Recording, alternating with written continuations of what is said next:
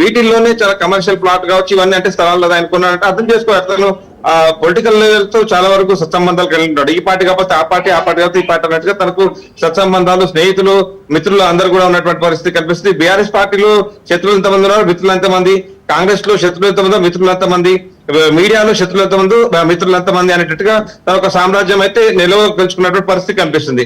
మరి ఇప్పుడు ఇలాంటి కేసులు గతంలో కూడా నమోదయ్యాయి. కొన్ని క్లీన్ షీట్లు అంటున్నారు, కొన్ని రౌడ్ షీట్లు అంటున్నారు. దాదాపు 10ల సంఖ్యలో కాదు 100ల సంఖ్యలో కేసులు నమోదయ్యాను. ఇదివరకు ఒక సంస్థ ఉన్నటువంటి పనిచేసినటువంటి వ్యక్తితో ఏదైతే వివాదాలు ఉన్నాయో తను కూడా బాహటంగా లైవ్ లో చెప్పడం జరిగింది. సో ఇప్పుడు ఈ విషయాలన్నీ కూడా ఒక్కొక్కటిగా అంటే గతం కేసులు, ఇప్పటి కేసులు, ముఖ్యంగా ఏ వ్యక్తి పేరైతే ఇప్పుడు అదే మనుషుల మధ్య లేనటువంటి మరణించిన వ్యక్తి పేరైతే ప్రసంగించడం, మరి ఆ వ్యక్తితో ఉన్నటువంటి సత్సంబంధాల, శత్రుత్వాల, ఇవన్నీ కూడా తెర మీదకి వస్తున్నాయి.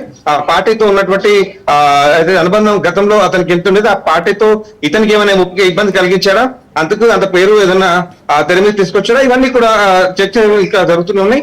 మరోపక్క బీఆర్ఎస్ పార్టీ నేతలు కూడా దీన్ని ఈ ఆడియోను పెద్ద మొత్తంలో వైరల్ చేస్తూనే ఉన్నారు. మరోపక్క ఈ సోషల్ మీడియా వేదిక ఇది ఒక హాట్ టాపిక్ గా మారినటువంటి అంశం. ఆ గతంలో ఉన్న కేసులు యూట్యూబ్ లో కూడా చూస్తూ ఉంటాం. సో ఇవన్నీ కూడా తనపైన నమోదైనట్టుగా తెలుస్తుంది. సోషల్ మీడియా అంటే ఇప్పటికే రౌడీ షీట్ కూడా ఉన్నట్టుగా తెలుస్తుంది. మరి గచ్చిబౌలి కేసులో మాత్రం డిఎల్ఎఫ్ సంబంధించినటువంటి భూముల అంశమే ఎక్కువ మొత్తంలో తెర మీదకి వస్తుంది. పదే పదే తన ప్లాట్లు కొన్నామని మేము, లేదు ఆ ప్లాట్ నాకు అమ్మేశానని తన రోడ్లన్నీ బ్లాక్ చేశారని ఈ మధ్య కాలంలో హైడ్రా కూడా కన్వెన్షన్ సద్య కన్వెన్షన్ ఏదైతే ఉందో డిఎల్ఎఫ్ ప్లాట్లు ఉన్నాయో దాంట్లో అక్రమ కట్టడాలు అన్నట్టుగా దాదాపు పెద్ద మొత్తంలో షెడ్లను కూడా నేలమట్టం చేయడం జరిగింది. సో ఇది హైడ్రా దృష్టిలో కూడా ఉంది, ప్రభుత్వం దృష్టిలో కూడా ఉంది. కాబట్టి ఆ ప్రభుత్వంలో ఉన్నటువంటి కొంతమంది ఎమ్మెల్యేలు కూడా తన సంబంధాలు సత్సంబంధాలు ఉన్నట్టుగా కూడా తెలుస్తుంది. మరి మొత్తానికి గతంలో ఇప్పుడు అనేక అంటే మిత్రులు అయితే ఎక్కువ మంది ఉన్నారు, అలాగే శత్రువులు కూడా అంతే మంది అనుకోవచ్చు. ఇలాంటి బ్లాక్ మ్యాజిక్ మాత్రం ప్రస్తుతం తెర మీదకి కొత్తగా వచ్చాయి, ఇప్పుడు మాత్రమే ఎక్కువగా కనిపిస్తున్నాయి. మరి ఈ కాలంలో కూడా ఇలాంటివి ఉంటాయా అనేటువంటి చర్చ కూడా ఒకటి కొత్తగా సోషల్ మీడియాలో తెలుస్తుంది. సోషల్ మీడియాని కట్టడి చేయడం ఎవరి వల్ల కాదు. ఇంత అంటే ఆవగింజంత అవకాశం దొరికితే దానికి గుమ్మడికి ఇటువంటి సోషల్ మీడియా. ఇప్పుడు ఆ చిన్నటువంటి బ్లాక్ మ్యాజిక్ 15 రోజుల్లో నీ అంతం చూస్తా, నువ్వు కూడా అంటే ఈ బ్లాక్ మ్యాజిక్ ద్వారానే నీ అంత చూస్తా అనేటట్టుగా ఏదైతే బెదిరింపు వచ్చిందో దాన్ని ఒకవైపు కామెడీగా, మరోవైపు సీరియస్ గా, రెండు విధాలుగా సోషల్ మీడియా విభజించుకొని మరి దీన్ని ట్రోల్ చేస్తున్నారు. దీని పైన అంటే చట్టపరంగా కూడా కేసులు కూడా నమోదు చేస్తున్న పరిస్థితి కనిపిస్తుంది అనుకోవచ్చు. మహేందర్ ఇప్పుడు ఎమ్మెల్యేను చంపించినని అంటున్నాడు, రేపు ముఖ్యమంత్రిని కూడా చంపిస్తా అంటాడు, ఎల్లుండి ప్రపంచాన్ని శాసిస్తా అంటాడు. ఇలాంటి వాడిపై ఎలాంటి చర్యలు తీసుకోవాలి?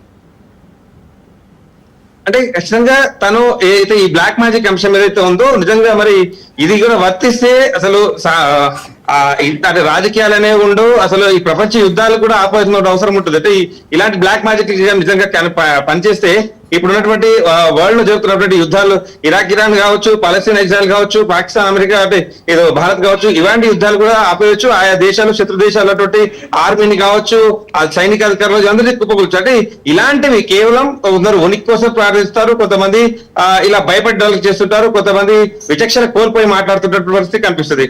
సో ఇలాంటివి అంటే ఒకవేళ నిజంగా ఇలాంటివి ఉంటాయా, ఉంటే పనిచేస్తే వాటి ప్రభావం ఉంటుందా? మరి అలాంటి ప్రభావంతోనే కొంతమంది అంటే ఒక పర్సన్ ఏదైతే చనిపోయాడో ఆ పేరు అంటే మనం పదే అంటున్నాం, ఇక మాజీ ఎమ్మెల్యే ఉన్నటువంటి మాగంటి గోపీనాథ్ చనిపోయారో అతని మీద విధ ప్రయోగం జరిగిందా? సో ఇవన్నీ కూడా అంటే ఏ రకంగా జరుగుతాయి? ఇంత ఏఐతో మనము పోటీ లేకపోతున్నాం, ఇప్పటికే సగం మేర ఇటు సాంకేతికంగా కూడా దాన్ని ఎదుర్కోలేకపోతున్నాం. ఇప్పుడు అలాంటిది ఇలాంటి బ్యాక్ మ్యాజిక్ మహేందర్, ఒకవేళ క్షుద్ర పూజలు చేయిస్తే పాకిస్తాన్ పై చేయించవచ్చు కదా, ఉగ్రవాదులపై బ్లాక్ మ్యాజిక్ ప్రయోగించేందుకు ఎందుకు శ్రీధర్ ఆలోచిస్తున్నాడు? అదే అంటే ఇప్పుడు అదే సోషల్ మీడియా వేదికగా చర్చగా వచ్చినటువంటి అంశం అనుకోవచ్చు. ఇలాంటి బ్లాక్ మ్యాన్ చేతబడులు, భానవతులు, చేతబడులతో మనుషులను అంతమొందించడాలు, ఇవన్నీ కూడా అంటే కాస్త అక్కడికి లేని విషయాలు అనుకోవచ్చు. అంటే పనికి మాలిన విషయాలను కూడా దాదాపు పట్టుబడేస్తారు. కానీ కొంతమంది పేర్లను ప్రస్తావించడం, చనిపోయినటువంటి పేర్లను ప్రస్తావించడం, ఒక పార్టీలో క్రియాశీలకు ఉన్నటువంటి వ్యక్తి, ఆ కొంతమంది కొన్ని లక్షల మంది అభిమానులు కోరుకున్నటువంటి వ్యక్తి, అలాంటి వ్యక్తిని ప్రస్తావన తీసుకొస్తూ మాట్లాడడం, మరో వ్యక్తి ఇంకా జీవితం ఉన్నటువంటి ఒక కాంట్రాక్టర్ కావచ్చు, అతను తన మీద ప్రయోగిస్తాను, తనంతా చూస్తానడం. సో ఈ రెండు అంశాలు అయితే చాలా సీరియస్ గా చట్టంలో పరంగా సీరియస్ గా తీసుకుంటారు. ఖచ్చితంగా దీనిపైన కేసులు నమోదవుతూనే ఉన్నాయి, దర్యాప్తులు కూడా సీరియస్ గా జరుగుతాయి. ఎందుకు తన పదజాలం మాట్లాడాల్సి వచ్చింది, ఎందుకు ఇలాంటి అంటే గతంలో కూడా అంటే ఇలాంటి అంటే పదే కేసులు కావచ్చు, వార్తల్లోకి ఎక్కేటువంటి మరి తను ఎందుకు ఇలా మాట్లాడడం జరిగింది, మరి అంటే ఇలాంటి తను ఏమైనా మాట్లాడినా అంటే బయటికి ఖచ్చితంగా వెళ్తుంది అన్నట్టు మరి ఈ మధ్య కాలం అంటే వివాదాలు గత కొద్ది కాలంగా వివాదాలు లేవా అంటే అది కూడా కాదు. ఈ మధ్య కాలంలో ఒక అంటే ఆర్టిస్ట్ రమేష్ అనేటువంటి ఒక ఆర్టిస్ట్ ఎవరు ఉన్నారో తన భూమి అంశం అయితే అంటే ఇంకా మరవలేదు ఆ అంశం అంతా కూడా. ఒకవైపు తెర మీద ఉండగానే మరోవైపు ఇలాంటి వివాదాస్పద వ్యాఖ్యలు చేయడం, మరోవైపు హాట్ టాపిక్ గా రాష్ట్రాన్ని కబలిసినటువంటి ఫోన్ ట్యాపింగ్ అంశంలో కూడా తన పేరు గోనె ప్రకాష్ కావచ్చు, మరికొంతమంది నేతలు కావచ్చు తన పేరు ప్రస్తావనకు తీసుకురావడం. సో ఇంత బర్నింగ్ టాపిక్లలో తనుంటూ ఇది ఒక కొత్త టాపిక్ ని అంటే తెర మీద తీసుకురావడం ఇదంతా మరొకసారి చర్చగా మారింది. మరి వీటిపైన దర్యాప్తులు కూడా సాగుతూనే ఉన్నాయనుకోవచ్చు. మహేందర్, స్ట్రేట్ ఆన్సర్ ఇవ్వండి. సభ్య సమాజంలో ఇలాంటి వ్యక్తికి ఇలాంటి చర్యలు తీసుకుంటే గుణపాఠం వచ్చే అవకాశం ఉంటుంది. స్ట్రేట్ ఆన్సర్ ఇవ్వండి. ఖచ్చితంగా ఇలాంటి వ్యక్తికి అంటే ఎవరినైతే ఇబ్బందులకు గురి చేస్తున్నాడో ఎవరి కుటుంబాల్లో, ఎందుకంటే ఒక వ్యక్తి మీద ఏదైనా పని పెట్టుకొని తన వైపు వెళ్ళాడంటే ఆ వ్యక్తికి నిండు జీవితం ఉంటుంది, తనకు బాధ్యతలు ఉంటాయి. ఆ ఏదైతే కమిట్మెంట్ ఉందో ఆ కమిట్మెంట్ తో తనకి ఇంకో 100 మంది కమిట్మెంట్లు ఉంటాయి. అవన్నీ ఫుల్ఫిల్ చేయాలంటే ఒక వ్యక్తి నమ్మకాన్ని హరించడానికి మాత్రమే ఇలాంటి పదజాలాలు వాడడం, ఇలాంటి బెదిరింపులకు దిగడం. సో ఇలాంటివి పునరావృతం కాకుండా చూడాలి. ఖచ్చితంగా ఇలాంటి వ్యక్తులను ఖచ్చితంగా అరికట్టాల్సిన అవసరం అయితే ఖచ్చితంగా ఉంది. ఇలాంటి చట్టపరంగా ఖచ్చితంగా చర్యలు తీసుకోవాల్సిన అవసరం ఉంది. మరి ఒకటి కాదు రెండు కాదు పదే పదే కొన్ని అంశాల్లో కొన్ని వివాదాల్లోకి అయితే తను తలదూర్చడం అనేది చాలా అంటే ఎక్కువ మొత్తంలో కనిపిస్తుంది అనుకోవచ్చు, అరుదు అనుకుంటా ఎక్కువ మొత్తంలో అనుకోవచ్చు. సో ఇలాంటి వాటికి అంటే పునరావృతం కాకుండా చూసుకోవడం మాత్రమే ఇప్పుడు చట్టపరంగా ఎవరు ఏదైతే ఉండదో ఆ ఖచ్చితంగా నిర్ణయాలు అంటే శిక్షలు ఉంటాయి, దానికి ఖచ్చితంగా శిక్షలు ఉంటాయి.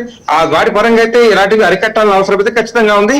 భవిష్యత్తులో ఎవరిని కూడా బెదిరింపులకు గురి చేయకుండా అంటే ఎవరైనా సరే ఒక వ్యక్తితో ఒక వ్యక్తికి సత్సంబంధాలు అంటే పని ఇచ్చాడని తనటాడు. ఈ ఒక్క విషయం మనం మాట్లాడుకున్నట్లయితే పని కోసం పిలిచావు, పని చేయించుకున్నావు, డబ్బులు ఇవ్వలేదు అంటే ఆ వ్యక్తి ఇంకో చోట పని చేస్తే ఖచ్చితంగా తనకు ఊహించిన డబ్బులు వచ్చేవి. చిన్న ఇదే మాట్లాడుకున్నట్లయితే ఊహించుకున్నట్లయితే ఆ వ్యక్తి అవసరాలు తీరేవి, ఆ వ్యక్తి కింద పనిచేసేటువంటి చిన్న చిన్న కూలీలు అవసరాలు తీరేవి. సో ఇంతమంది అక్కడ ఇబ్బందులు పడుతున్నారు ఒక వ్యక్తి వల్ల అనేటట్టుగా ఇక్కడ మొత్తం సారాంశం నడుస్తుంది. సో ఇలాంటివి చాలా మంది కూడా ఫేస్ చేసినట్టుగా తెలుస్తుంది.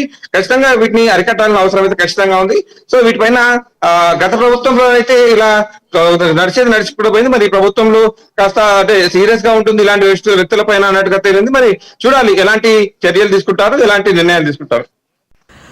మహేందర్, గతంలో గచ్చిబౌలిలో ఓ ఈవెంట్ మేనేజ్మెంట్ సంస్థలో పనిచేస్తున్న వ్యక్తిని కూడా తన అనుచరులతో వచ్చి రాడ్లు కర్రలతో విచక్షణ రహితంగా కొట్టినట్టు కూడా తెలుస్తుంది. అంటే గతంలో ఇలాంటి చర్యలు ఇలాంటి ఘటనలు ఎంతవరకు తీసుకున్నాడు, ఎంతమంది మీద దాడులు చేపించిండు అతను? అంటే ఆ వివాదాలు అనేవి దానిపైన కేసులు నమోదయ్యాయి. అదే ఈ రెండు వర్గాలకు జరిగింది అన్నట్టుగా కొంతమంది తెలుస్తున్నారు. కొంతమంది తన వద్ద అంటే లీజుకు తీసుకొని పాజిటివ్ ఉంది నెగిటివ్ ఉంది అనుకోవచ్చు, కొంతమంది పాజిటివ్ కావచ్చు, కొంత నెగిటివ్ వచ్చు అంటారు. కొంతమంది అంటే తన వద్ద స్థలాన్ని తీసుకొని లీజుకి ఇచ్చి ఆ ల్యాండ్ లీజు సబ్ లీజ్ కి ఇచ్చి అక్కడ గంజాయి లాంటి వ్యాపారాలు అంటే డ్రగ్స్ లాంటి వ్యాపారాలు చేస్తున్నారు కాబట్టి తను అక్కడ నుంచి వెకెట్ చేయమంటే చేయట్లేదు.